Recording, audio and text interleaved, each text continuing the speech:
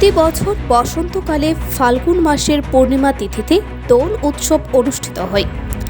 দোল একটি সর্বজনীন মিলন উৎসব। দোলের দিন আবিরের রঙে সব দিক রঙিন হয়ে যায় বলে একে রং খেলাও বলা হয়ে থাকে।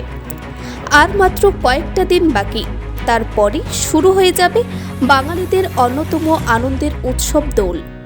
তাই এই দোল উৎসবকে উদযাপন করার জন্য রাজ্যের বাজারে এসে গেছে লাল, হলুদ, নীল, সবুজ ইত্যাদি বিভিন্ন রঙের আবির। এমনটাই জানান এক রং ব্যবসায়ী। হোলি খেলার লেগে সব রং আছে, হ্যাঁ, এমনি চাহিদা আছে রঙের, সব রঙে আছে হোলি খেলার লেগে। তখন মোটামুটি অনেক রকমের চাহিদা আছে রঙের। শুধু কি কি রং রয়েছে? হলুদ আছে, পাতা আছে, নীল আছে, সবুজ আছে, গেরুয়া আছে, লাল আছে, সব রঙের চাহিদা আছে। চাহিদা কীরকম? চাহিদা ভালো চাহিদা এবার রঙের, দামও বাড়ছে। অন্যান্য বছরের তুলনায় এবছরও রঙের ভালো চাহিদা রয়েছে বলে জানা যায়।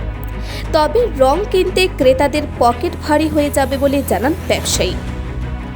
নিজস্ব প্রতিনিধি, এশিয়ান টাইমস।